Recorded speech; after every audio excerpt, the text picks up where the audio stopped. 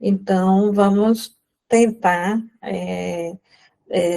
ajudar vocês a compreenderem, primeiro, por que são evangelhos, por que são sinóticos.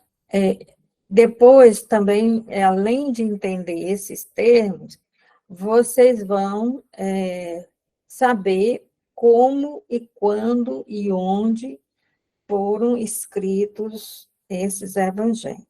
E nós tentaremos dizer, dar uma chave hermenêutica para os três sinóticos, é dizer que, assim, o que eu tenho que saber para entender melhor esses textos?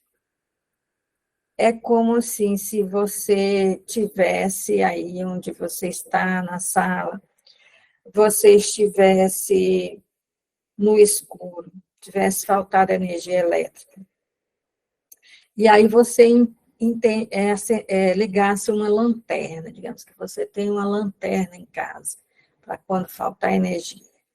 Então, o foco de luz da lanterna te faz ver as coisas melhor. Né? Então, para onde você apontar o foco da luz da lanterna, você vai ver a coisa mais clara, vai ver melhor aquela. Né? Então, eu vou dar para vocês a chamada chave hermenêutica, né? A chave de interpretação, que é o foco da lanterna.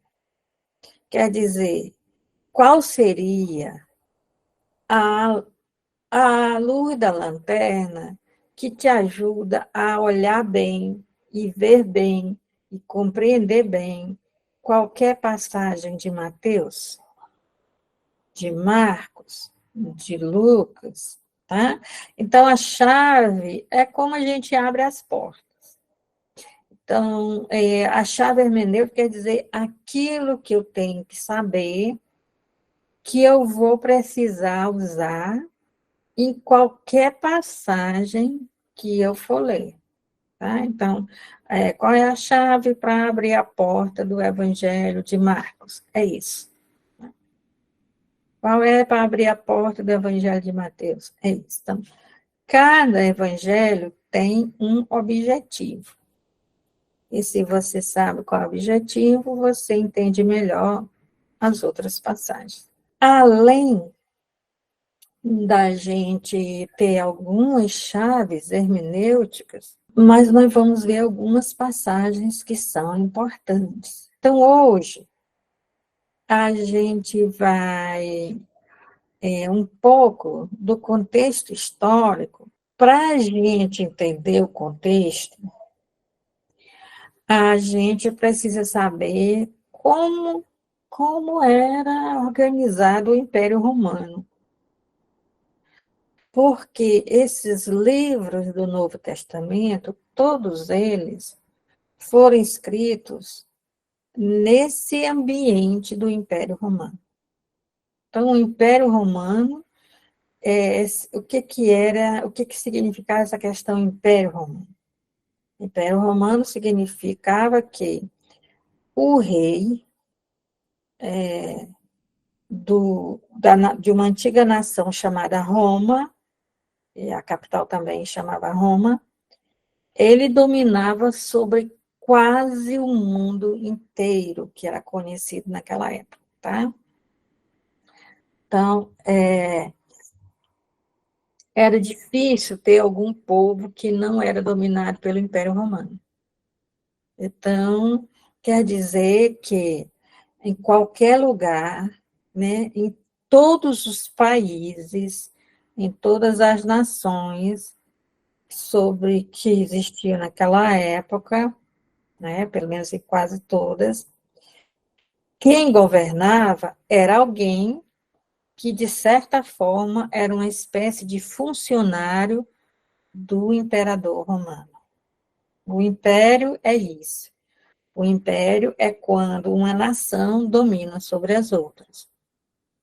E se, por exemplo, lá na Galiléia tinha um rei, o rei Herodes, ele era um rei, funcionário do rei, que era o imperador. Então, na verdade, a verdadeira autoridade naquela época era o imperador. E os reis, ou os procuradores, ou os magistrados, ou os governadores eram todos submissos a ele. Então, não pense que porque Herodes reinava lá na província da Judéia, que ele podia fazer o que ele quisesse, não, porque ele é um rei que estava submisso ao imperador, tá? Então, naquela época, né, o imperador era tudo, certo? Ele era tratado como uma divindade, né? Alguns deles chegaram até a receber culto, né? Tinham estátuas, né? E se queimava incenso para essas estátuas do imperador. Então, mas mesmo esses que não receberam culto enquanto estavam vivos, né? Receberam culto, foram tratados como deuses depois de mortos, mesmo assim, a vontade dele era inquestionável. Então, ele tinha, assim, era considerado como sendo um Deus na Terra, certo? E era um Deus na Terra que era escolhido pelos deuses do Olimpo, os deuses que moravam no Monte Olimpo, que era um monte mitológico, né? Ainda hoje nós temos as Olimpíadas, e as Olimpíadas são jogos bem antigos, não é? E que eram em honra aos deuses do Olimpo, principalmente Zeus, que também era conhecido como Júpiter, né? E que era o chefe dos deuses. Então, assim como Zeus era o chefe dos deuses, o imperador era o chefe dos reis. Tá? Então, um dos títulos, por exemplo, do imperador chamado Domitiano era Rei dos Reis, Senhor dos Senhores. Assim como Zeus era o Deus dos deuses e o Senhor dos senhores, tá? Depois o Apocalipse vai dar esse título para Jesus, mas era como chamavam o imperador. Então, o imperador era chamado de a ponte suprema, uma ponte que ligava a terra com o céu. Ou seja, o imperador era aquele mediador entre a terra e os deuses. Então, o imperador era que trazia as graças dos deuses para o nosso planeta. Não é? Embora que ele não tivesse a noção de planeta que nós temos hoje, mas então, em latim, era Pontífice Máximo, tá? Então, a ponte máxima, a ponte suprema. Hoje é um dos títulos do Papa, por exemplo. Né? A Igreja Católica acabou assumindo muitos costumes do Império Romano.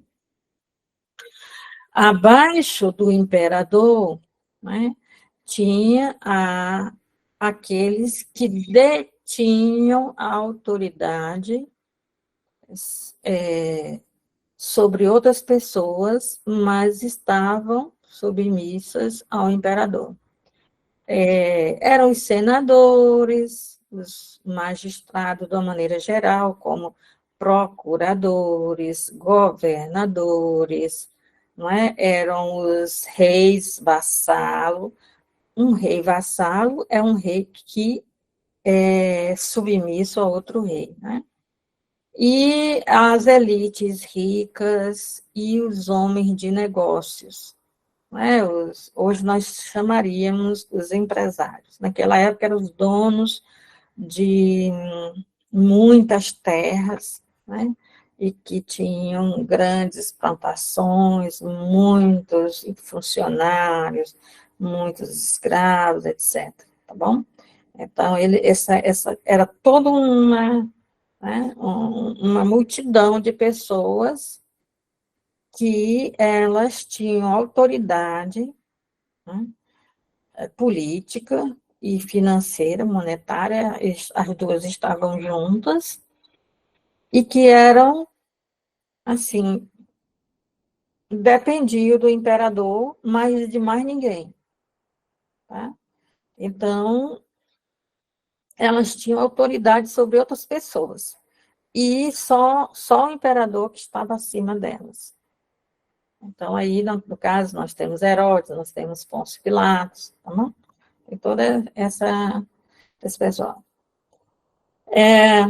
E aí, abaixo, né, dessas pessoas, tinham os demais, que eram chamadas gente, né, a gens romana. Eram os patrícios, né? Eram os romanos, os demais cidadãos romanos. E para ser um cidadão romano, ou se nascia filho de um romano, né? Ou fazia um ato de heroísmo, e aí o imperador dava como prêmio uma cidadania romana, ou se comprava esse título porque o cidadão romano ele tinha direitos que os outros não tinham. Então, desse cidadão romano, que não é da elite e nem é o imperador, e que nós conhecemos na Bíblia, nós conhecemos um em especial, é o apóstolo Paulo. O apóstolo Paulo não é descendente de romanos. Ele diz lá na carta aos Filipenses que ele é hebreu, filho de hebreu, da tribo de Benjamim, né? Então, ele não é descendente de romano. Por isso, o título de cidadão romano, né, ele, ou o pai, ou o avô, conseguiram esse título ou por terem feito um ato de heroísmo e foram recompensados pelo imperador, ou porque compraram o título com muito dinheiro, certo? Então, essas três classes aqui são as classes dos homens livres e cidadãos. Uma vez eu estava na missa no dia de São Pedro e São Paulo, né? E a primeira leitura, né, que é destacada é quem é Paulo. Né?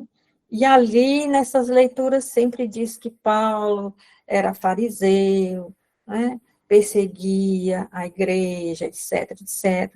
Aí o padre vai fazer a homilia, né? E diz que Paulo era um soldado romano. Paulo era um fariseu, um estudante para ser um rabino, né? Um mestre, ou, como se diz no Novo Testamento, um doutor da lei. Soldado é outra coisa, né? Ah, mas ele prendia? Não. Chegar e prender, não. Ele era o responsável pela prisão, né? Ele ia com aqueles que realmente eram os funcionários de prender. Ele era a autoridade que prendia. né?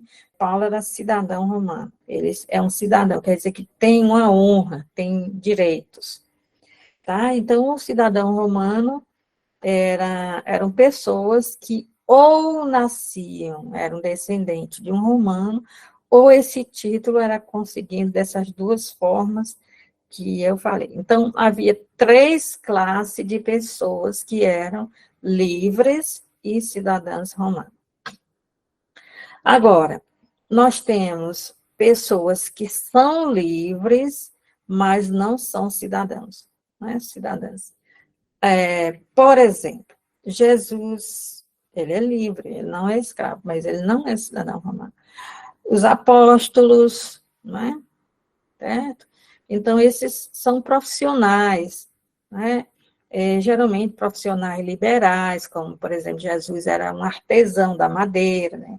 Que as nossas Bíblias traduzem por carpinteiro, né?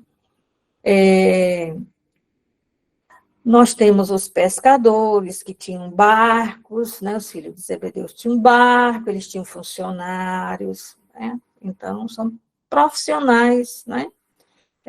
Que podem estar dentro da cidade de Roma, né? E podem estar nas províncias, que província é todo lugar onde Roma tem poder, né? Ela dividiu o mundo em províncias. E essas províncias têm várias cidades, tá? Então, eles são livres, mas não são cidadãos. Quer dizer que tem várias coisas que eles não têm direito na vida e na morte. Então, por exemplo, Paulo não é cidadão romano, não pode ser crucificado. Ele tem o direito de escolher em qual cidade ele vai ser julgado. Ele tem direito a uma morte que seja honrosa, como, por exemplo, ser decapitado, né? Ele tem direito a não receber as 40 chicotadas, que era uma das penas, né? Ele tem direito à prisão domiciliar, né?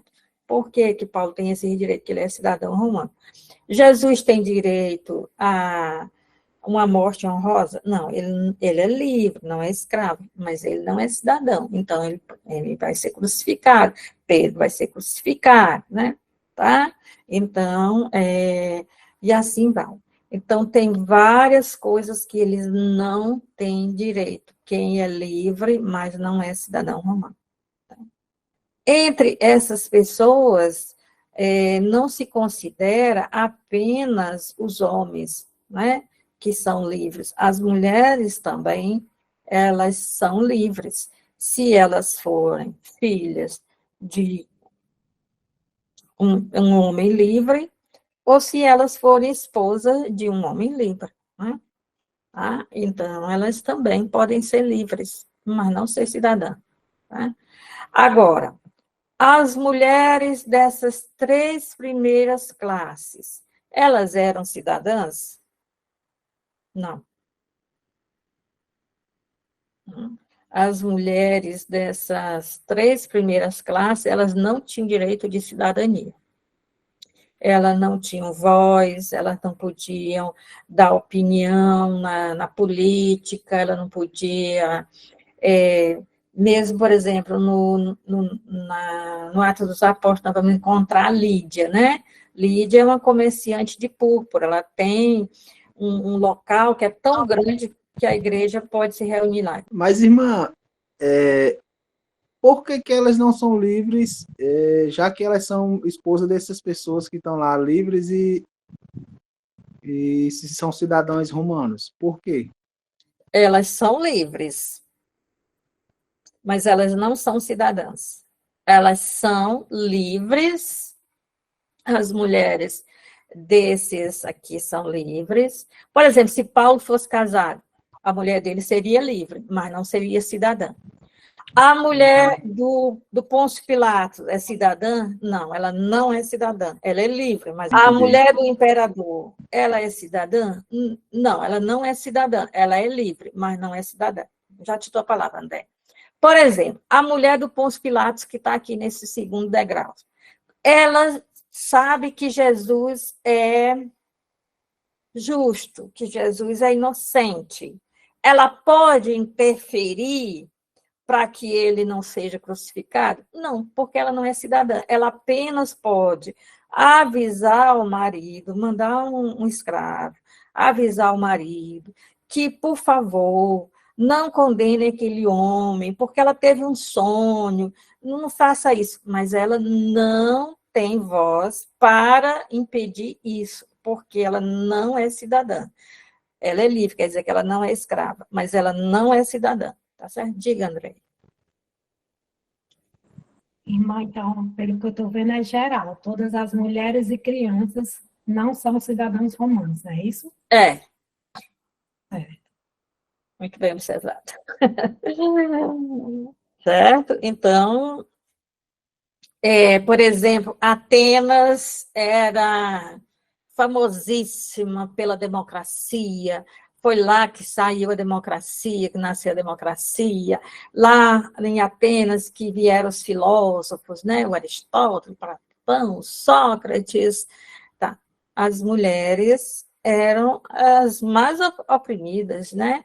É, você quer ver uma coisa? Procura depois no Google a música Mulheres de Atenas, com o Chico Buarque. Né?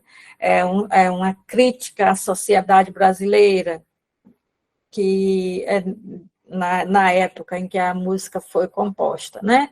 Que as mulheres é só para enfeitar, é só para enfeitar o. Por exemplo, primeira dama é uma das coisas mais ridículas que existem. É a mulher que enfeita o homem que tem autoridade. Então, tem algumas mulheres que, mesmo sendo esposa de uma autoridade, não aceita esse título de primeira-dama. Ela se diz assim: eu sou a esposa de fulano, mas eu não sou primeira-dama. A primeira-dama, ela tem todo digamos assim, ela é para ter as roupas da moda, para estar do lado do marido quando o marido aparece numa festa, numa comemoração, né? Coisa ainda herdada daquele tempo, né? Então, as mulheres nunca são cidadãs. Eu estava falando da Lídia, né? Por exemplo, a Lídia, ela tem dinheiro, ela é uma empresária, ela tem uma loja que vende púrpura, é uma das coisas mais caras e ricas que existem na época, mas ela não vai poder negociar ela mesma com alguém. Ela tem que pagar um gerente que chamava Quírios, né? Um homem que faça o negócio para ela. Então, o dinheiro é dela, né? Mas se ela quer comprar púrpura de alguém, né? Aquela púrpura em grande quantidade, ela tem que pagar um gerente para fazer isso, porque ela não vai poder negociar, né? Porque ela não é cidadã. E não vai poder comprar, ela não vai poder vender assim grande quantidade de púrpura para alguém, né? Ele vai ter que negociar com o gerente, que é funcionário dela. Tá? Só para vocês terem uma ideia, para você, por que eu estou dizendo isso? Para vocês notarem como era o tempo, a organização de onde Jesus viveu e a igreja surgiu, porque a igreja vai quebrar esse esquema aqui. Depois desanda tudo, mas de início ela quebra esses esquemas aqui da organização do Império Romano. Então, nós temos no status social, quer dizer, o Império Romano, ele se organizava assim, né? Cidadãos livres, livres não cidadãos e escravos, tá? Então, os escravos não eram, obviamente, livres e nem eram cidadãos, né? Não tinham direito nenhum. Mas não pense que o escravo era como foi a escravidão no Brasil, tá? Que o escravo que era mão de obra para trabalhos pesados, né? Lavoura, extração de minério, essas coisas. Não, no Império Romano, um escravo poderia ser, por exemplo, Porque o escravo não é como aconteceu no Brasil e nos países da América, né? Tirado da sua terra, força, vendido, etc. O escravo, ele era principalmente porque ele pertencia a algum povo que enfrentou o Império Romano, perdeu a guerra, né? Aí se tornou escravo. Ele era escravo porque tinha dívidas e não podia pagar as dívidas, né? E aí se tornava escravo. Você vê isso lá na parábola do administrador cruel, administrador implacável, né?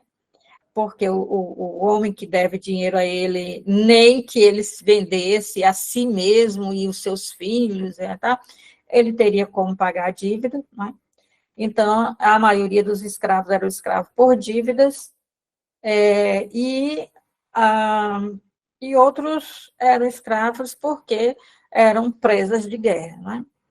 Então, um contador poderia ser escravo, um médico poderia ser escravo, um professor poderia ser escravo. Então, Paulo, ele dá como exemplo, para falar da lei, o pedagogo, né? O pedagogo escravo.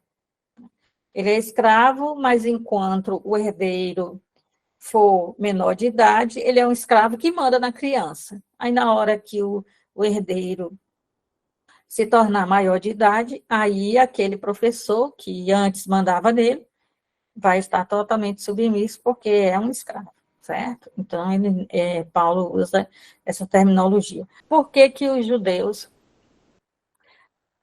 são submissos a Roma e não são escravos? São livres, embora não sejam cidadãos. Porque eles não lutaram contra Roma. O povo de Israel não se tornou um povo escravo, tornou um povo livre sem ser cidadão.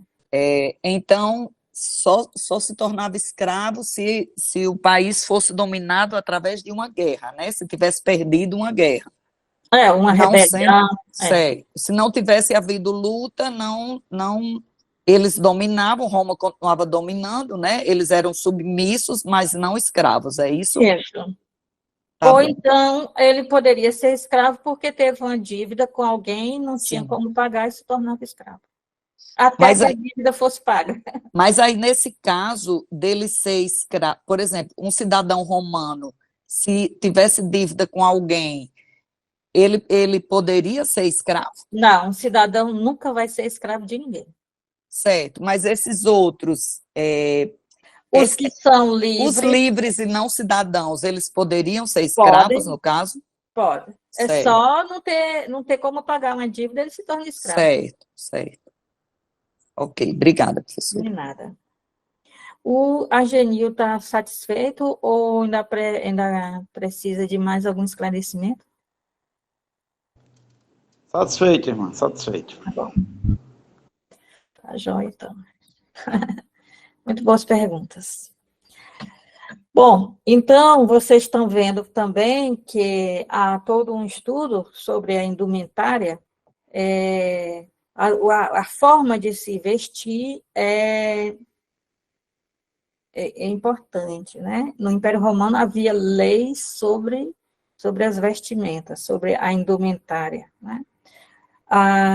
Alguém entre vocês assiste a série Os Escolhidos, The Chosen? Eu estava falando sobre isso porque as pessoas que assistem, elas me perguntam assim, por que que Jesus, na série The Chosen, tem a roupa curta, até o joelho? Aí eu falei, porque o autor fez uma pesquisa histórica e ele sabe que quem não é cidadão não pode ter a roupa até os pés. Bom, mas então só citei porque, como muita gente assiste, né? Então, para explicar isso, que Jesus não pode ter tido roupa até os pés. Por que Jesus parece ter essa roupa aqui, né? Quando ele é retratado nas figuras não só católicas, mas também evangélicas, revistas, evangélicas e tal. Jesus tem essa roupa aqui. Por quê? Porque quando a igreja se uniu ao Império Romano, tiraram a historicidade judaica de Jesus e passaram a retratar Jesus como se fosse um cidadão romano, um magistrado, um senador, certo? Então, é por isso que ele ganhou essa roupa, mas Jesus, ele não pode ter, na vida dele, usado essa roupa. Se alguém usou, né, da Bíblia, né, do Novo Testamento, se alguém usou a túnica de linho até os pés, foi Paulo, porque Paulo era cidadão romano, poderia ter a roupa até os pés. E então era muito importante esse negócio da roupa, que era assim, para quando eu encontrar alguém na rua, na hora que eu olhava, eu sabia. Se ele usava a toga, que é o tecido que fica, né, sobre a roupa, se a toga fosse vermelha ou púrpura, né, ele era o imperador, porque era lei, só o imperador podia usar essa cor. Se ele fosse desse segundo degrau, ele poderia ter uma faixa dessa cor, uma faixa na roupa, ou na túnica ou na toga, né? Ele poderia ter a faixa, mas uma faixa. Agora, ela inteira ser assim, só o imperador. Por isso colocaram, quando estavam ironizando Jesus, colocaram a coroa de espinho em vez da coroa de louros, colocaram a toga, não túnica, túnica é o vestido, a toga vermelha, né, que não é costurada, por isso que não dá para separar, tem que ser sorteada, porque ela é inteira, né? Agora o vestido não é inteiro, o vestido é costurado, né, a túnica. Então está mal traduzido, em vez de túnica, é toga, né, que foi colocada para ironizá-lo, né? E também é importante porque quando Jesus conta a parábola do bom samaritano, ele está nu, quer dizer que não, o samaritano ajuda aquele homem, não o samaritano está nu, o homem que está caído, né? Então ele ajuda sem saber quem é, porque ele está nu, né? Certo? E mostra que ele ajudou mesmo sem saber quem é. Então o escravo tem seu jeito de se vestir, o que é livre, mas não é cidadão, tem seu jeito de se vestir, o que é cidadão e é livre tem seu jeito de se vestir, o magistrado e o imperador. Tá? Então, as pessoas, por exemplo, um sacerdote tem seu jeito de se vestir, um fariseu tem seu jeito de se vestir, e aí vai, tá? Então, tinha muitos fariseus que eram cidadão romano, porque eles tinham dinheiro para comprar o título de cidadão romano. Tanto que Paulo era fariseu e era cidadão romano, né? Então, se ele era cidadão romano, podia ter a túnica até os pés. O sacerdote de Jerusalém, o Anás, o Caifás, poderiam ter cidadão romano. Os saduceus eram todos sacerdotes, poderiam ser cidadão romano. Era só ter dinheiro para comprar ou bajular alguém para receber o título. Tá? Então, essas coisas das vestes vão ser muito importantes para a gente entender alguns textos.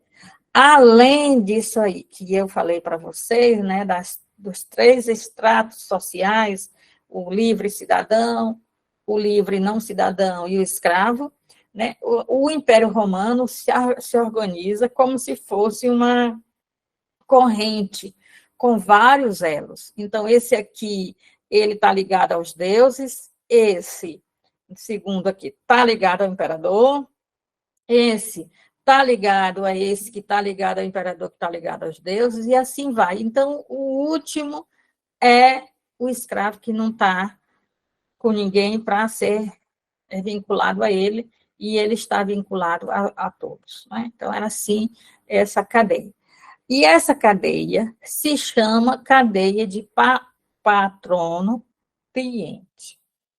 Patrono é a mesma coisa que hoje nós chamamos padrinho, nós chamamos patrocinador, tudo era chamado patrono. Um patrocinador era chamado patrono, um padrinho era chamado patrono, certo? Então, o imperador, né, ele é patrono desse daqui, que esse aqui é patrono desse aqui, e esse aqui é patrono desse aqui, e o escravo não é patrono de ninguém. Tá? Então, e aí quem é submisso, como é que chama? Cliente, chamava cliente. Então, o imperador, ele só é cliente dos deuses, mas ele não é cliente de nenhum ser humano. Esse aqui, ele é cliente do imperador. Essa classe aqui é cliente desses aqui. E aí, o escravo é cliente de todos. Então, é importante isso, porque os discípulos vão querer ter uma relação com Jesus como se Jesus fosse o patrono deles e eles fossem clientes de Jesus. Tá? E aí não funciona, porque Jesus diz, olha, vocês não são meus servos, eu não vos chamo de servo, né? Vocês são meus amigos. Então, mesmo eles sendo alunos, sendo seguidores, sendo discípulos de Jesus, Jesus nunca alimentou com eles essa relação de patrono-cliente, que todo mundo tem o seu patrono e o seu cliente, né? Certo? Então, era uma relação entre partes desiguais em status, riqueza e influência. Então, esse aqui, ele pode ser cliente do imperador, porque ele é mais pobre do que o imperador, né? Ou porque o imperador tem mais influência que ele, certo? Ou porque o imperador tem mais poder que ele, ou os três juntos, né? Tá? Então, o imperador era o patrono lá na Judéia, né? Lá onde está Jesus. O imperador era o patrono do procurador romano, Pôncio Pilatos, se fosse, né, lá no sul, ou Herodes, lá no norte, né? E aí, esse procurador romano, ou esse rei Herodes, ele era patrono dos líderes judaicos, principalmente os saduceus, e os saduceus eram patronos dos servidores, que era o pessoal que trabalhava no templo, ou as pessoas em geral do judaísmo, etc. Então, era assim que funcionava.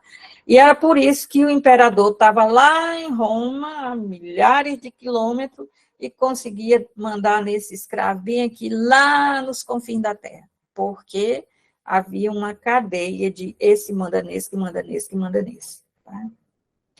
Então, era muito interessante. Além disso, tem a questão de uma lei chamada Pax Romana. A Pax Romana quer dizer que qualquer confusão é tratada como sendo uma afronta contra Roma. Por que foi declarada a Pax Romana, ou seja, a paz romana? Porque Roma tinha conquistado um grande território, né? Enorme, um dos maiores impérios que já houve, e ficava difícil governar por causa das rebeliões. Então, além da cadeia patrono-cliente, tinha também que ninguém podia fazer confusão com ninguém. Tá? É obrigatório viver em paz com todo mundo. Não se pode levantar a voz na rua. Então, se Jesus entra lá no átrio do templo e começa a derrubar as mesas, e começa a dizer, tira isso daqui, transforma a casa do meu pai em mercado, ele pode ser preso, porque ele está infringindo a paz romana. Aliás, foi assim que Paulo foi preso em Jerusalém, né? Vocês vão ver lá no Atos dos Apóstolos, que Paulo estava lá e começaram a gritar, este homem colocou um pagão dentro do templo, e aí armaram uma confusão. Por que armaram a confusão? Para que Paulo fosse preso. Aí ele foi preso como alguém que está provocando uma rebelião, né? Está querendo o lugar do imperador. Certo? Então, o governo local, geralmente, né, é deixado com uma pessoa que é nativa do local. por exemplo, Herodes, mas é um governo vassalo. Na realidade, ele não manda nada. Quem manda é o imperador, e ele só pode mandar se o imperador deixar, né? Quando o rei vassalo, o rei do nativo, o rei do lugar, que é uma pessoa que é originada ali, ele não dá conta de manter as rebeliões sufocadas, então Roma manda um romano, né? Então, no caso, o procurador Pôncio Pilatos só está na Judéia porque o Arquelau, que era o filho de Herodes, que herdou o poder na Judéia, não conseguiu manter as rebeliões sufocadas, né? Então, toda hora surgia rebelião. O modo de produção era agrícola, quem era rico é quem tinha muitas terras, né? Então, as outras profissões, como a profissão de Jesus, de Pedro, de Paulo, eram profissões onde não se ganhava muito dinheiro, né? Não, ninguém era rico sendo pescador, artesão do couro, né? Como Paulo, artesão da madeira, igual a Jesus, ou médico, igual a Lucas. Ninguém enriquecia com essas profissões, né? Porque era uma sociedade agrícola. E os líderes judaicos, eles não tinham poder político, né? Eram principalmente os saduceus, que eram da liderança, junto com o sumo sacerdote, e também os membros das famílias influentes, né, locais, né? Eles não tinham poder político, o poder dele era o poder da influência, e depois eu explico isso, né? Então, vocês entenderam isso? Há uma cadeia, né, em que alguém sempre está vinculado a outro, e existe obrigações de patrono e obrigações de cliente. Por exemplo, quando os saduceus levam Jesus preso para Pôncio Pilatos, é obrigação deles. Então, os saduceus, eles são clientes do Pôncio Pilatos, e eles têm que informar, é uma das obrigações, informar a Pôncio Pilatos quem está contra Pôncio Pilatos ou contra o imperador. Contar a fofoca, enredar, trair qualquer um. E por quê? Porque aí o patrono tem o dever de premiar, de recompensar, né? Então, aí o patrono recompensa, né, aquela informação que o cliente lhe deu. Então, o cliente tem a obrigação de esclarecer coisas, contar coisas para o patrono, e o patrono tem a obrigação de esclarecer, de recompensar. Então, vamos aqui. Aqui estão os saduceus que prendem Jesus. Aqui está Pôncio Pilatos, que está governando, representando o imperador. Então, os saduceus são clientes de Pôncio Pilatos, que é cliente do imperador romano. Então, os clientes de Pôncio Pilatos chegam assim: olha, nós prendemos um cara que está querendo o local, quer ficar no lugar do imperador, quer reinar no lugar do imperador. Aí Pôncio Pilatos diz: esse cara aí não tem cara de rebelde, não. Esse aí é um fracote, né? Ele diz: não, nós estamos dizendo para você, né, cumprindo a obrigação deles, que ele é um rebelde, e nós queremos que ele seja crucificado. Aí Pôncio Pilatos fica...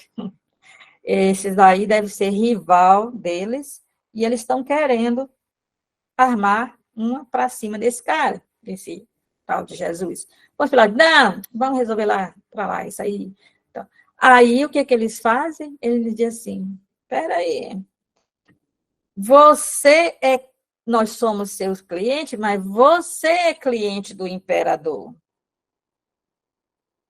É sua obrigação, como cliente do imperador,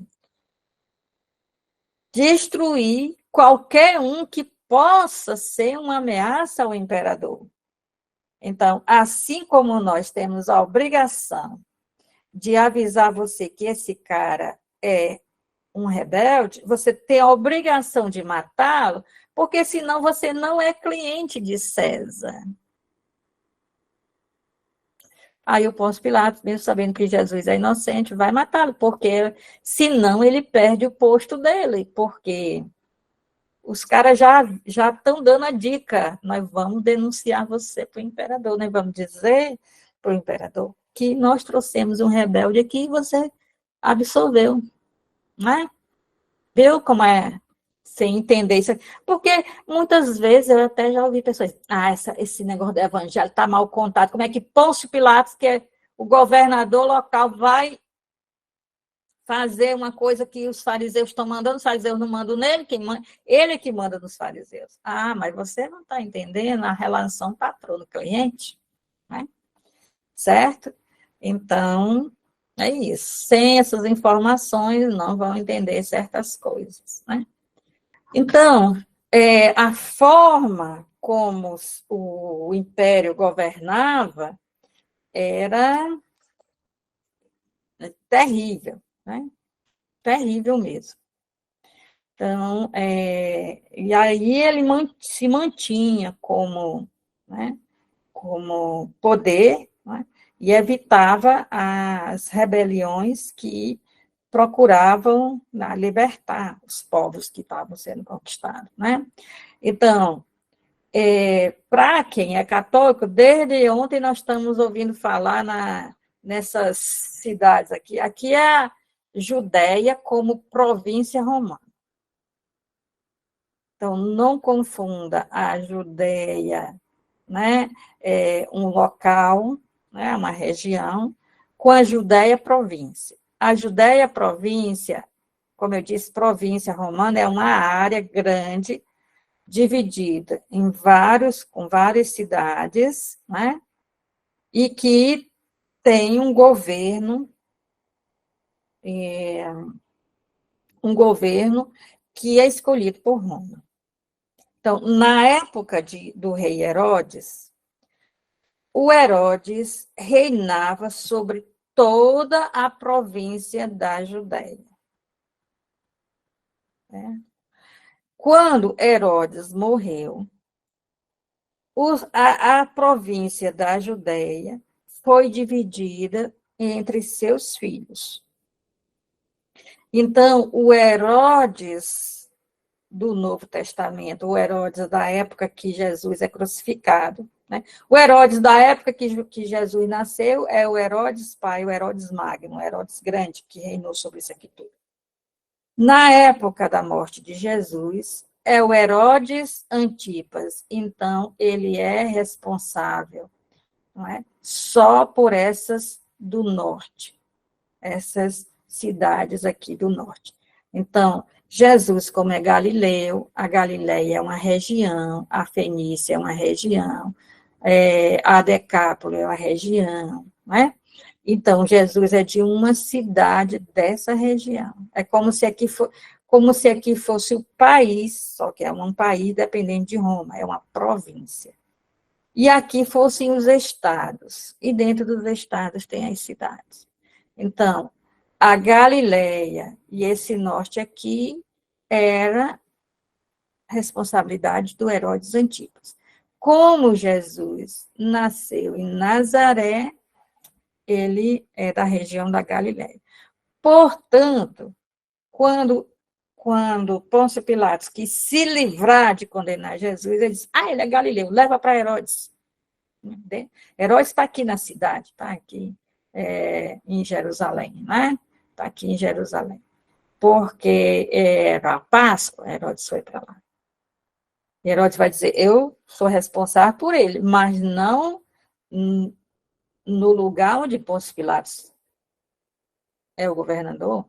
Eu mandar alguma coisa bem na cara de Pôncio Pilatos, não quero ser decapitado por Roma. Levo o homem para Galileia, que lá eu julgo e faço o que vocês quiserem, mas aqui não. Só que os saduceus dizem, nós queremos ele morto para ontem, né? Então tem que ser o Pôncio Pilatos mesmo, tá? Ninguém vai levar para lugar nenhum, porque ele tem muitos seguidores, os seguidores deles nem sabem que eles foram presos, né? Porque o povão, as multidões seguiam Jesus, não sabia que Jesus estava preso. Só quem sabe são os 12, né? Os outros não sabem, eles têm que fazer tudo rápido. Quando o povo vê, Jesus já está caminhando para a cruz com um monte de soldado romano impedindo que qualquer um possa libertar, tá? Então, aqui é a região. Então, ontem nós ouvimos falar em Sidon, em Fenícia, a mulher Ciro Fenícia. Ciro é aqui, ó, na cidade de Damasco, é Síria, né? Também chamada de Fenícia. No trecho do evangelho de hoje, nós ouvimos falar na Cesareia de Filipe, né? Então, Jesus está fora daquilo que realmente é chamado de Israel, né? Está bem no norte. E aqui ele nasceu e aqui ele morreu, né? Então, na época do Jesus adulto, o Pôncio Pilatos é responsável aqui pelo sul. E o Herodes Antipas, ou Herodes, filho, é responsável pela Galileia, parte do norte, tá? Então, ele percorreu principalmente essa região. Então, Jesus, o ministério de Jesus é na Galileia, na região da Galileia. Ele fez algum percurso rápido pela Fenícia, e ele, de vez em quando, atravessava o Rio Jordão e vinha na Decápole. A região da Decápole quer dizer Deca, quer dizer 10, polis quer dizer cidade. 10 cidades gregas, idioma grego, cultura grega, arquitetura grega, medicina grega, tudo grego que existia aqui. E por que tem essas cidades aqui? Porque quando os gregos, que é o império anterior, né, o grego, de cultura grega, né, os macedônios, eles dominavam sobre todo o Oriente, né, eles, para divulgar a cultura grega, eles faziam cidades gregas dentro, né? Então, essas 10 cidades, elas são anteriores a Jesus, e elas foram edificadas pelos Ptolomeus, né, que dominaram na época aqui, né? E é para divulgar a cultura grega. Tem gente que diz assim, eu queria saber como é que Paulo, lá no fim do mundo, que era a Judéia, podia saber que Platão existia. Gente, a língua é grega, a cultura é grega, desde 333 a.C., quando Jesus nasceu, né, em Belém, eles já sabiam tudo de grego há 400 anos. Tá? Então, os gregos dominaram aqui desde o século IV a.C. E só o que se sabe é do que é grego. Então, é por isso que os evangelhos, os textos do Novo Testamento são escritos em grego, porque era a língua oficial. A língua oficial era o grego, tá? Era antes dos romanos, quando os romanos passaram a dominar, eles aproveitaram, porque aí já havia uma unidade, né? Unidade de cultura, unidade de idioma, etc. Então, para, né,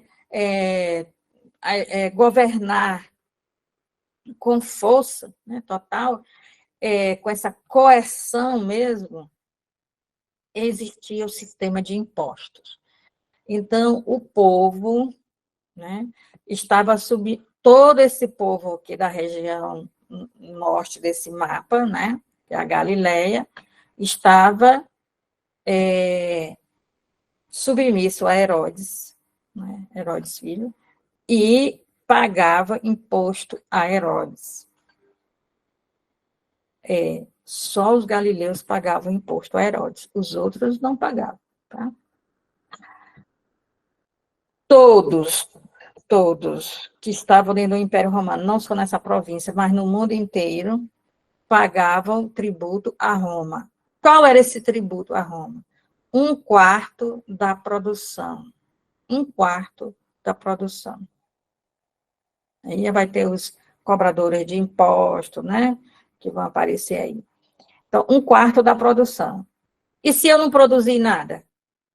não é imposto de renda, é imposto para Roma. Você vai ter que pagar. Mas se eu não produzir nada, teve seca, eu plantei, não colhi, como é que eu vou pagar? Sendo escravo. Né? Ah, mas aí você já está muito velho para ser escravo. Você tem filhas, elas serão levadas para a prostituição. Então, é por isso que se menciona tantas prostitutas no Novo Testamento. Na realidade, seria melhor traduzir prostituídas, mulheres prostituídas. Se elas fossem simplesmente prostitutas, elas seriam apedrejadas, que era a lei lá, né, dessa região aqui. Mas por que elas não são apedrejadas? Peraí, elas entram no meio de um banquete, né? A mulher que pegou lá nos pés de Jesus, ungiu Jesus. Por que não? Porque elas são propriedade de Roma, né? Igual qualquer coisa que Roma seja dona.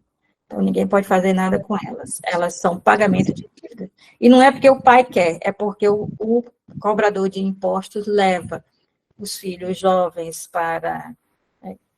eu vou terminar. Os filhos jovens para serem escravos e as filhas jovens para serem escravas prostitutas. Então, pelo que eu entendi, sempre que devia-se alguma coisa a Roma, no caso seria escravo, tinha que ser escravo. Não, você pode pagar 1/4 do que você recebe. Justamente isso. Aí, quando não podia pagar, seria escravo? Sim, seria escravo. Então, eu queria saber, alguém gostaria de comentar alguma coisa do que nós já vimos até aqui? Fazer uma pergunta ou um comentário? Sei que são muitas informações, né? Mas aos pouquinhos a gente vai voltar, tá? Sempre isso aqui. Por isso que eu vou dizer, por isso que, né? É assim, é por isso. Vocês viram lá, né? A gente sempre vai voltar. Então, vocês vão entender aqui, ó. Os galileus, eles pagam imposto para sustentar a corte de Herodes e eles pagam o tributo a Roma, que é 1/4 da produção. Então, os galileus, eles pagam imposto para manter o luxo de Herodes, que é o rei, e pagam o tributo a Roma. Quem está aqui na região do sul, né, que é a Judéia, paga o tributo a Roma, e aqui em Jerusalém está o templo, então eles pagam o dízimo para manter os sacerdotes. Tá?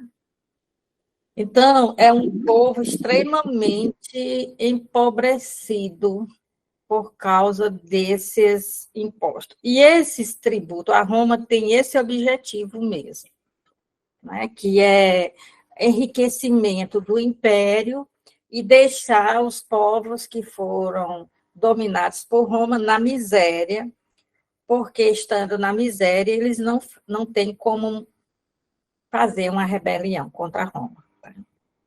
Digamos assim, o Galileu, né? Que no caso Jesus. Sim. O imposto para Herodes, certo? E o imposto para Roma. O Império. Era o Império Romano, né? Quem estava aqui na Judéia paga o tributo para Roma, né? E os dízimos e impostos do templo, dízimos que são obrigatórios e impostos. Todo mundo paga 2. Sei, entendi. Obrigada. Então, isso era o normal. Agora, se tivesse uma agitação social, qualquer coisa que pudesse parecer com a rebelião, aí eles aumentavam o tributo a Roma. Estão tendo dinheiro para fazer confusão, né? Mas sempre que surgia uma pessoa que poderia ser tratada como rebelde, todo mundo já ficava com medo, porque se desse certo, estava ótimo, né? Que se der certo, está ótimo, porque nós vamos ficar livres. E se der errado, nós teremos mais altos impostos a pagar. Né? Então, é por isso que perguntam a Jesus, né, se é para pagar imposto ou não é. Se Jesus disser não é para pagar o tributo a Roma, ele é um rebelde e eles prendem Jesus na mesma hora. Se ele disser é para pagar o tributo a Roma, a multidão que está em volta de Jesus vai linchar Jesus, porque já está pagando imposto demais, não vai dizer que está certo, é para pagar mesmo. Então, eles fizeram uma forma de Jesus ou ser linchado pela multidão ou ser preso. Aí Jesus responde: dê a César o que é de César e a Deus o que é de Deus, e se sai da pergunta, certo? Agora, para a gente entender também esses textos do Novo Testamento, tem que saber o seguinte: templo só existia aqui em Jerusalém. Tá? Só em Jerusalém é que tinha o templo. Era o único templo, né? Que foi destruído no ano 70. Quando nossos evangelhos são escritos, o templo já foi destruído. Tá? E o templo, tinha, ele era lá no templo, o que era responsável, que mandava no templo, eram os sacerdotes e os servidores do templo, como cantores, músicos, etc. Tá? Então, o templo era o lugar onde se fazia o sacrifício, quem mandava eram os sacerdotes. Nós temos o Sinédrio. O Sinédrio é como o Supremo Tribunal Federal. Né? Ele podia fazer julgamento, fez o julgamento de Jesus, julgamento de Paulo. Né? Então, o Sinédrio era uma organização que tinha a ver com as leis. Tá? E ele podia se meter nas áreas da política, da economia e nas áreas cíveis. Né? E até mesmo criminais, desde que fosse relacionado com a lei de Moisés. Era um tribunal religioso. Tá? Ele não era o tribunal romano. Além do tribunal, que era o Sinédrio, esse supremo dos judeus, ele só julgava questões relativas com a religião judaica. Aí tinha o tribunal romano, certo? Então, quando Jesus foi preso, ele foi julgado pelo Sinédrio. Qual era a acusação? Era a acusação de blasfêmia. Eles falaram que Jesus tinha falado contra o templo, contra o sacerdote e contra a lei de Moisés. Por que Jesus tinha falado contra o templo? Porque ele disse que ia construir outro templo em 3 dias. Por que Jesus tinha falado contra a lei de Moisés? Porque Jesus não cumpria o sábado. E aí eles concluíram que por essas coisas ele também estava contra o sumo sacerdote, que era o responsável pelo templo, pelo sábado, etc. Né? Então, ele foi julgado como blasfemo, e a pena, né, pelo Pentateuco, que está lá, né, agora esqueci qual é a passagem, ele deveria ser apedrejado. Só que se Jesus for apedrejado, ele pode se tornar um mártir. E o povo começar a dar importância a Jesus mais do que quando ele estava vivo. Então, é aí que eles resolvem que vão levar ao tribunal romano para que Jesus seja crucificado. Mas só é crucificado quem se rebelar contra o imperador. Então, aí, quando eles concluem que Jesus está contra a lei de Moisés, por isso deve, né, é réu, culpado, mas eles mudam a acusação quando eles chegam a Pôncio Pilatos, porque se eles continuassem com a mesma acusação, o Tribunal Romano não tem nada a ver com isso, né? Então, aí eles mudam a acusação para o líder de uma rebelião. Ele quer o lugar de César, né, do imperador, tá? Para que Jesus fosse crucificado. A cruz era para os rebeldes. Por isso, no grego tem assim, tem um malfeitor à direita e um malfeitor à esquerda de Jesus. E malfeitor ou bandido é quem tem bando. E Jesus, para eles, tinha bando, porque tem os discípulos. Então, os rebeldes tinham bandos, né? Ninguém é rebelde sozinho, ninguém faz rebelião sozinho. Então, traduzir como ladrão é uma tradução péssima, porque para ladrão a pena é cortar as mãos. Eles estão ali porque eles são tratados como rebeldes, tá? Então, eles queriam que Jesus fosse crucificado, porque Jesus, sendo crucificado, ele ia ser considerado maldito, porque pela lei de Moisés, quem foi crucificado é maldito, e aí ninguém falava mais o nome dele, todo mundo, ninguém ia querer dizer assim, eu conheci, você conheceu Jesus? Não conheci, não.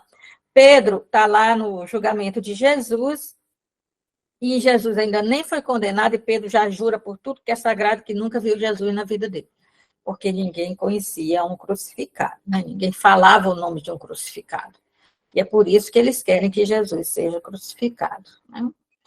Então, os partidos religiosos que nós conhecemos do Novo Testamento são os saduceus, que era a elite sacerdotal, eram os sacerdotes que estavam no templo, faziam o sacrifício, e os fariseus, que eram os intelectuais, né?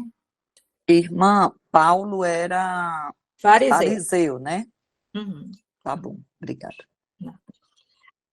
Os fariseus não são sacerdotes, tá? São estudiosos, são teólogos, são biblistas, né? Chamados doutores da lei de Moisés, ou seja, da escritura, né? Tá? Que a parte principal é o Pentateuco, mas não se resume só ao Pentateuco, porque as outras partes do Antigo Testamento vão comentar, vão interpretar, vão tratar daquilo que está na lei de Moisés. Então, a lei de Moisés é uma visão mais ampla, né? Então, os fariseus, o lugar que eles atuam é a sinagoga. A sinagoga tem, nas grandes cidades, todas as grandes cidades, tem sinagoga, que é um local para o estudo das escrituras. Então, nos sábados de manhã, se reúnem, ainda hoje, né? Se reúnem para ouvir e estudar o Antigo Testamento. E os saduceus, né? Eles estavam ligados ao templo e ao sinédrio. No sinédrio também tinha fariseu. Né? A gente vai ver lá no Atos dos Apóstolos, o Gamaliel, que é fariseu, né, foi o mestre de Paulo, ele está no sinédrio, mas ele está no sinédrio com um perito, né? Nessa época dos evangelhos, do Atos dos Apóstolos, né? Aquilo que eles narram, os acontecimentos da vida de Jesus, os acontecimentos dos primeiros apóstolos, o sinédrio, ele é chefiado pelos sacerdotes. E os fariseus, eles são consultados pelo sinédrio. Eles são consultados porque eles são os que entendem as escrituras, eles são os intelectuais, eles são os estudiosos das escrituras. Os fariseus, os saduceus não são estudiosos, eles servem para fazer a liturgia, o sacrifício de animais, tá? Agora, os que estudam são os fariseus. Então, os fariseus, na época de Jesus, na época de Paulo, eles estão lá no sinédrio para serem consultados. Isso aqui. O que a escritura diz? Diz isso, certo? Mas eles não têm muito respaldo no sinédrio. Quando o templo for destruído, né? Quando destruir o templo, no ano 70, depois de Cristo, os saduceus vão desaparecer, né? Porque eles só podem ser saduceus se tiver templo, né? Saduceus são os sacerdotes, aqueles que fazem sacrifício. Não pode fazer sacrifício se não tem templo. Então, eles podem ser filhos de sacerdote, ter direito a ser sacerdote, mas sem templo não são sacerdotes. Quem vai sobrar são os fariseus. Isso aqui é muito importante você entender o Evangelho de Mateus. Nós vamos falar muito dos fariseus, tá? E aí, a sinagoga, o sinédrio, vai ser na sinagoga. E quem vai mandar são os fariseus, né? Porque os fariseus é que são os homens da sinagoga. Entenderam isso aí? Aí você diz, mas tem os herodianos. Não. Herodianos são os bajuladores de Herodes. Não são partidos religiosos, certo? Não são grupos religiosos, são grupos bajuladores de Herodes. Então, nós sabemos, por outros escritos, que não no Novo Testamento, que tinha também os essênios, mas o Novo Testamento não vai falar nos essênios, só nos saduceus e os fariseus, porque era o que eles lidavam com Jesus e com os apóstolos, e os essênios estão lá no deserto, então eles não interagem com Jesus nem com os apóstolos, tá? Até aqui está tudo bem? Alguém quer falar alguma coisa?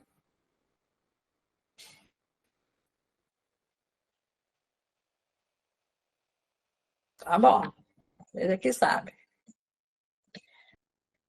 Então, vamos ver o que existe. Isso aí é o contexto, não só dos evangelhos, mas de todo o Novo Testamento, tá? Então, todas essas coisas, elas vão aparecer de algum jeito no Novo Testamento. Certo? Agora, nós vamos ver Jesus, o que disse na época dessa bagunça aí que a gente falou, né? Como foi que Jesus se relacionou com essas coisas? O que esses personagens fizeram contra Jesus? O que Jesus falou para eles? Isso aí tudo que Jesus fala tem a ver com isso aí. As parábolas de Jesus, tudo.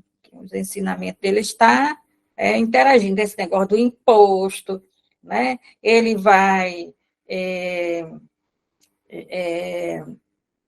ser também mestre de quem ele vai colher no seu ministério quem é cobrador de impostos, né? Isso deve ter sido muito estranho para os discípulos, né? Ele vai ter seguidoras, que são mulheres, discípulas, mulheres, né? Tá? Então, ele vai interagir, ele não vai agir como se isso aqui fosse correto, né? Ele vai, na comunidade primitiva, às vezes, um escravo, ele se torna líder, né? Ele se torna o líder da comunidade.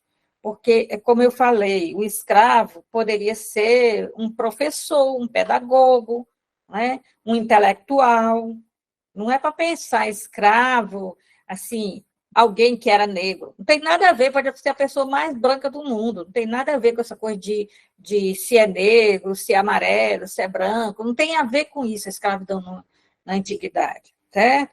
E ele poderia ser um intelectual, mas era escravo. E aí, na comunidade cristã, ele pode ter sido escolhido como um líder da comunidade, né? Então, a comunidade teve líder, né? Foi liderada por escravos, pessoas que a condição social era escrava. Outro, a comunidade cristã foi liderada também por mulheres. A comunidade pode ser liderada por pescadores, por digamos assim, pode ser liderado por pescadores, que eram os primeiros, tinha vários deles que eram pescadores, pode ser liderada por sei lá, um artesão, né? Não tem problema disso.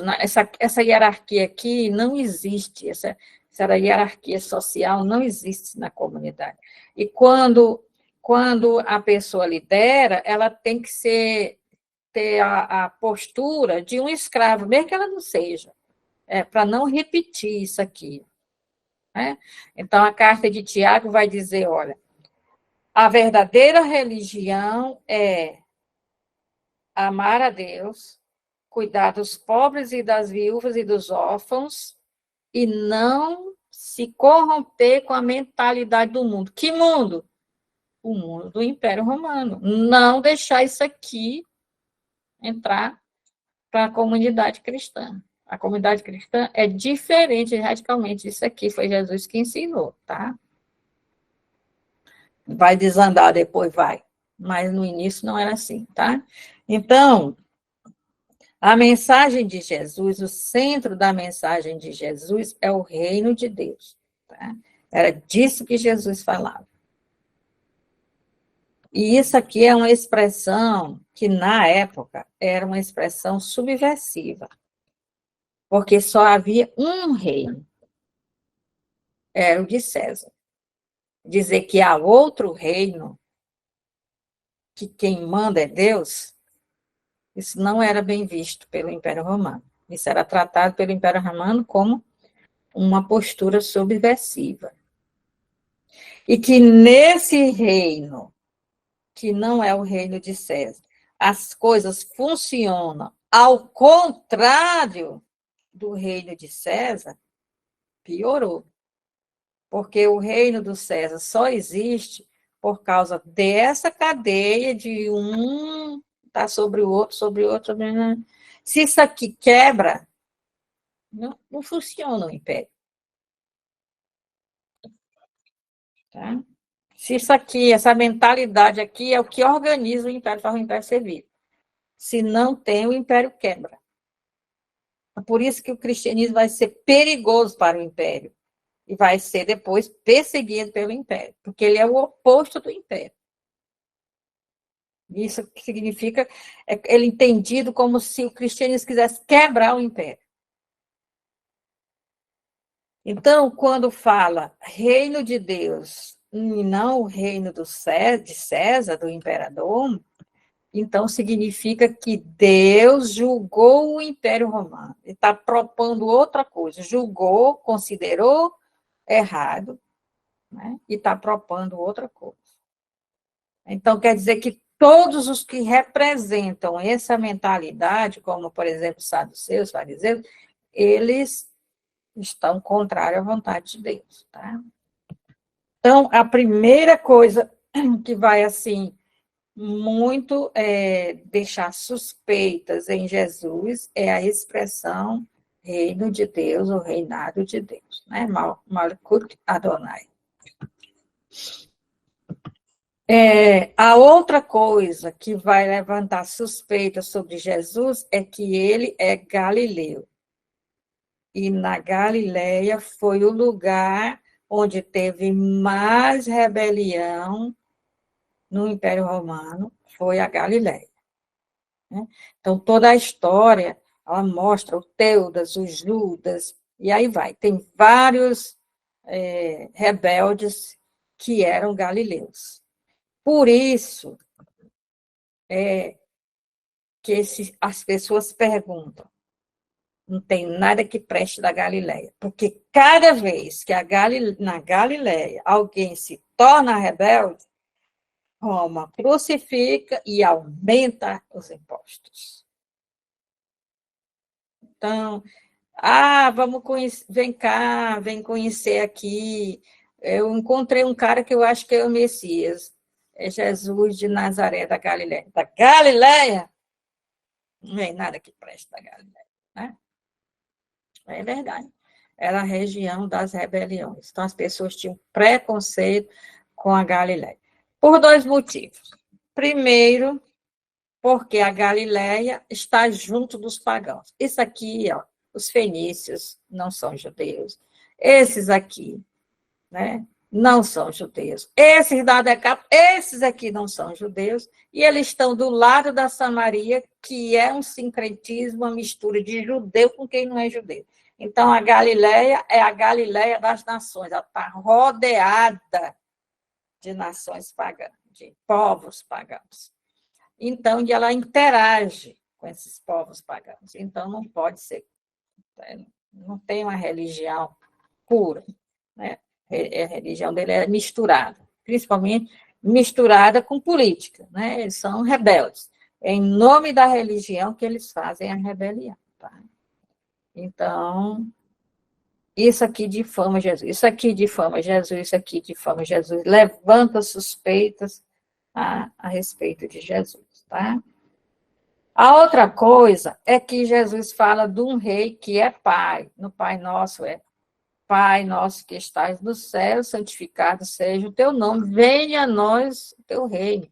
Ele é o rei que é pai. É o oposto do que pretende o Império Romano, né?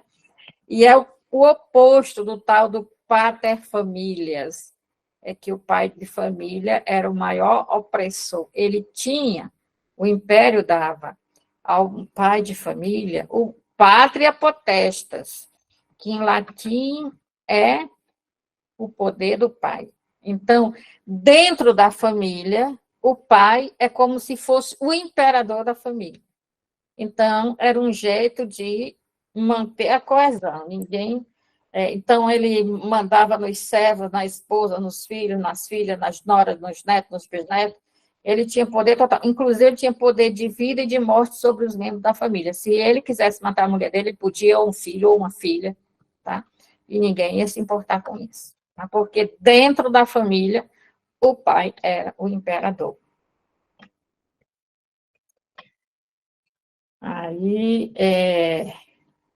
E aí, Jesus vem falar de um pai que é pura misericórdia, a palavra do pai misericordioso, de um pai que beija o filho. O pai não beijava filho no Império Romano. Né?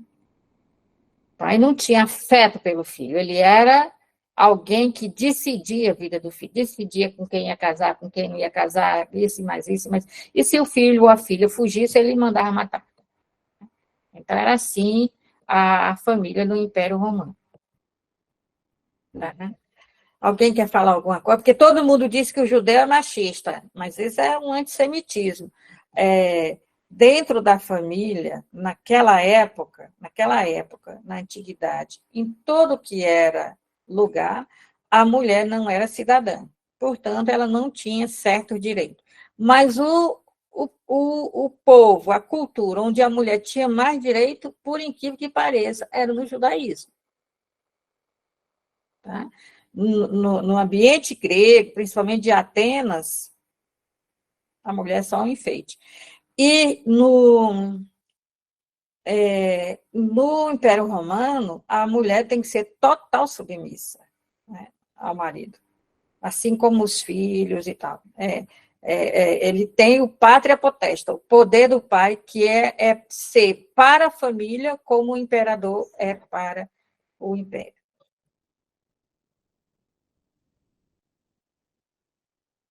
Alguém quer falar alguma coisa?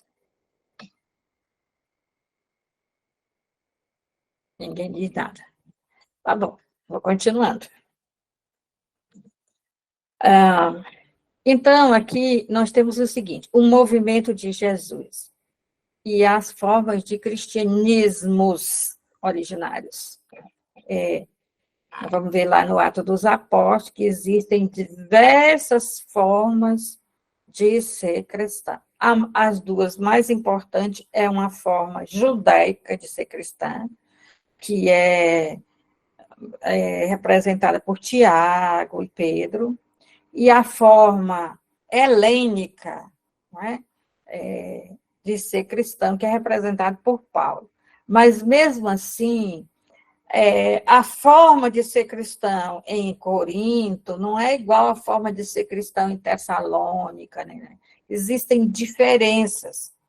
Por quê? Porque a cultura do lugar, ela é muito importante para o cristianismo na época. Na época, a mensagem de Jesus, ela não impunha uma cultura.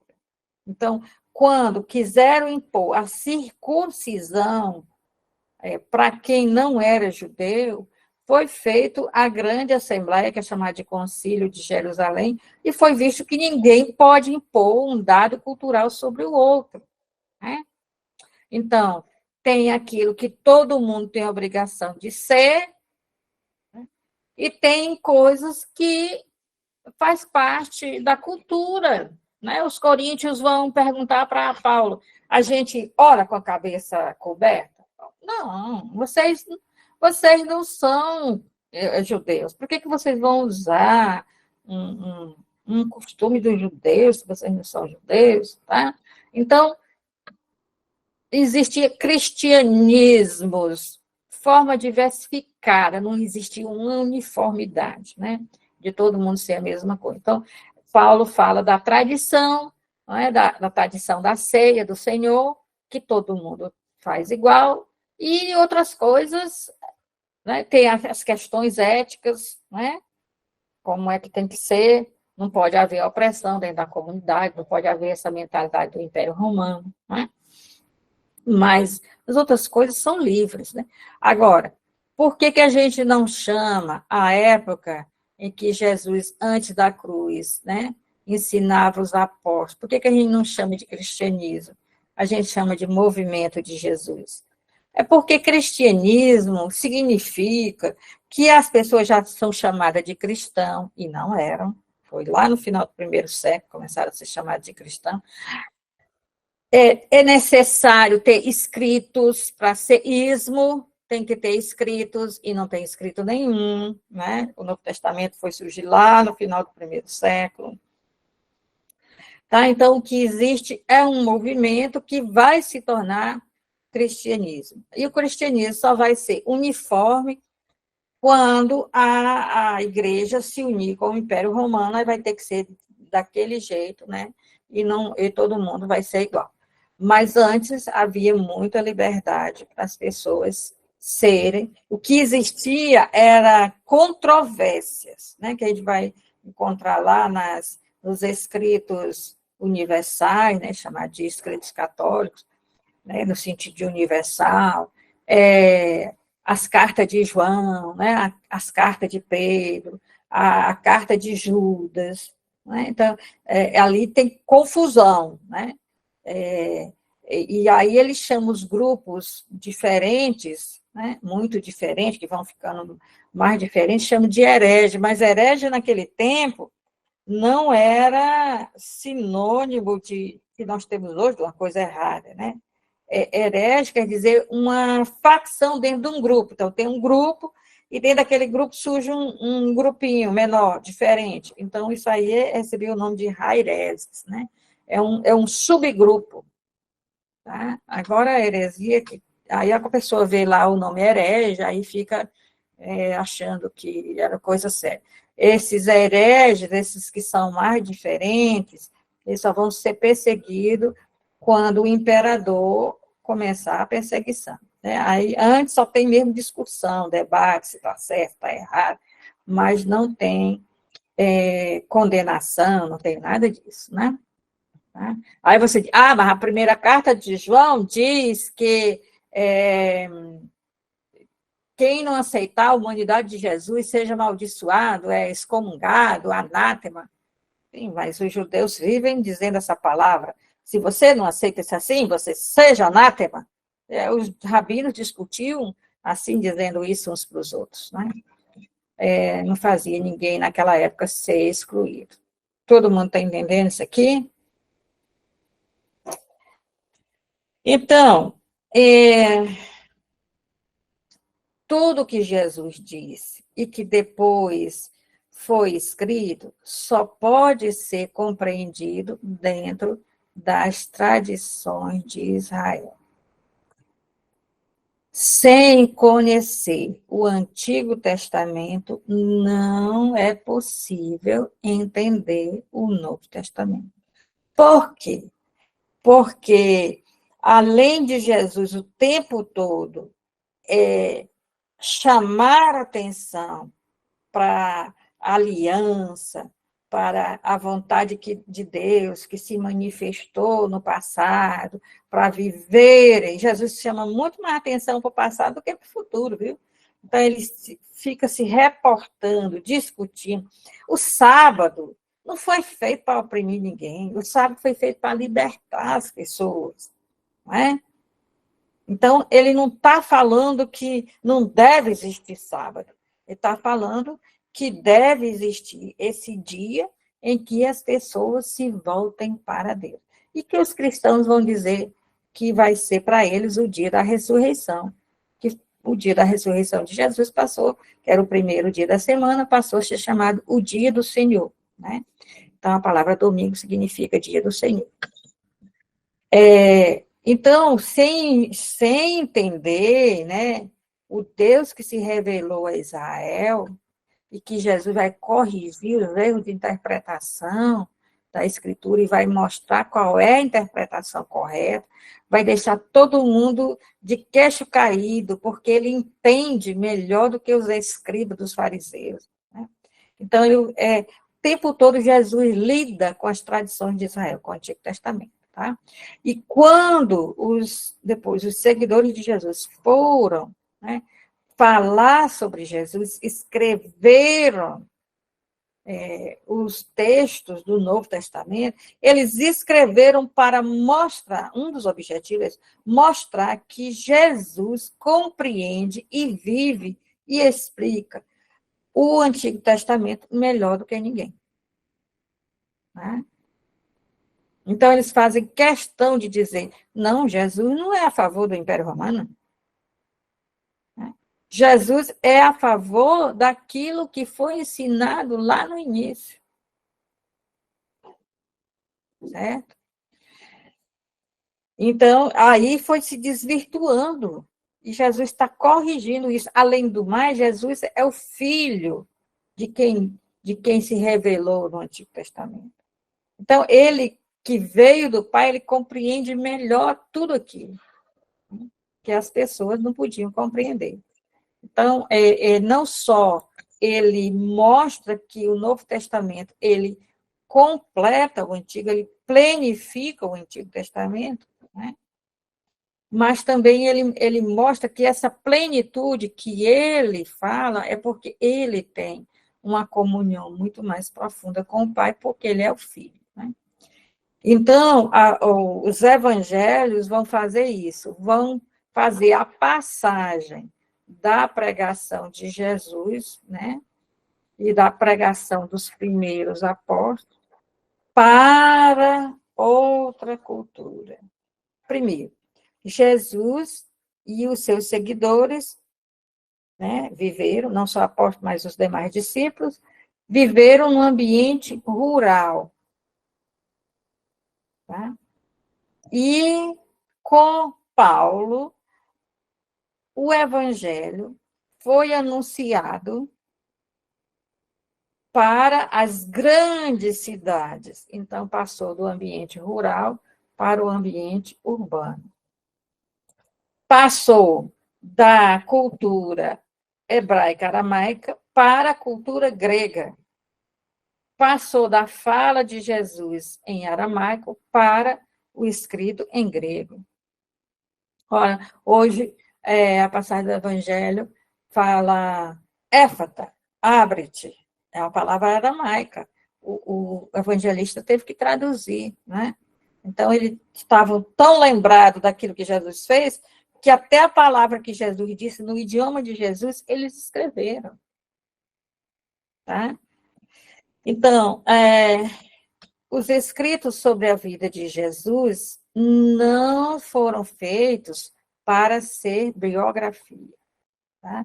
Então, gente, os evangelhos não têm nenhuma intenção de fazer biografia, contar a história de Jesus. Não tem. Desculpa, senão não precisavam 4. Né? Só bastava 1. Né? Então, não é para contar a vida de Jesus. Não é para fazer biografia. Não confunda. um livro sobre a vida de Jesus não é um evangelho. Um livro sobre a vida de Jesus é um Frankenstein. Por quê? O Frankenstein tinha um pedaço, cabeça de alguém, o braço de outro, perna de outro, era um monstrengo formado por várias partes. Uma vida de Jesus é uma coisa que tenta colocar tudo o que os evangelhos dizem. Mas os evangelhos não estão fazendo biografia. Os evangelhos, eles estão testemunhando a fé em Jesus. Eles querem mostrar por que Jesus é o Cristo, o Filho de Deus, o Salvador de toda a humanidade. Então, uns vão contar umas coisas de Jesus, outro vai contar outra coisa, outro vai contar outra coisa, mas não tem os três sinóticos. Sinótico não quer dizer igual, desculpa, mas sinóticos são muito diferentes um do outro, né? A gente vai ver isso. Sinótico quer dizer que eles falam de acontecimentos, por exemplo, Jesus,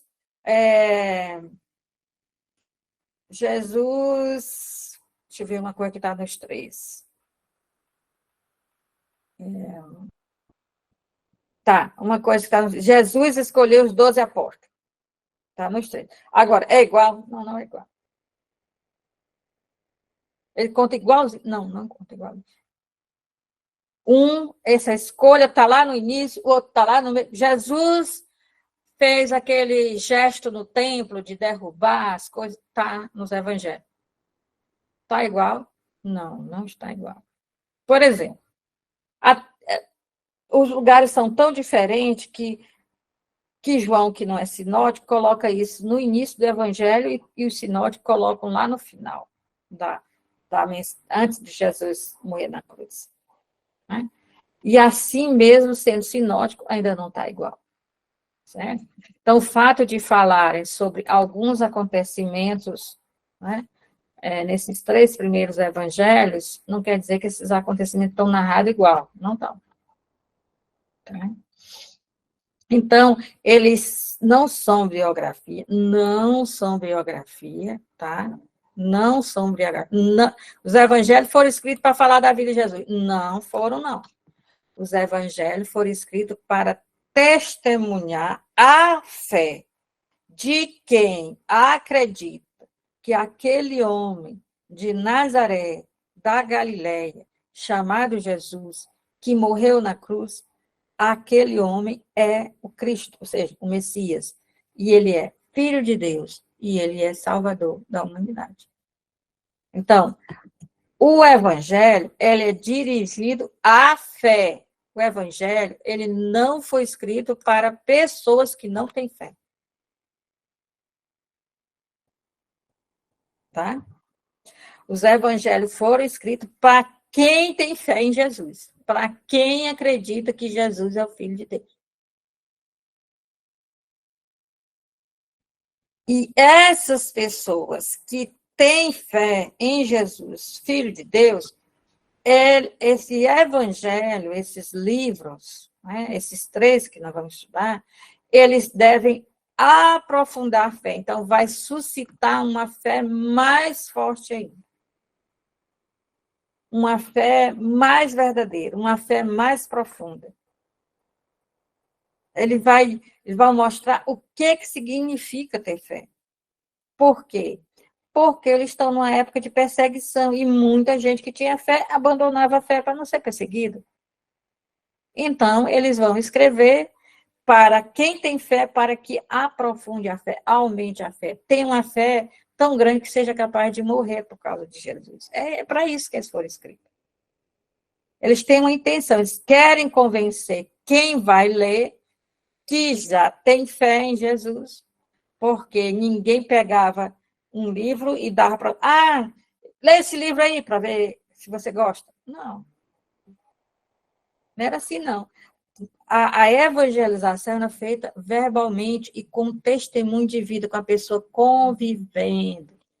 Agora, depois que já tinha fé e precisava aprofundar a fé, aí poderia ler esse livro. Ler ou ouvir alguém lendo o livro, né? Porque todos os dias da liturgia, né, o primeiro dia da semana, se liam esses textos, depois que eles foram escritos.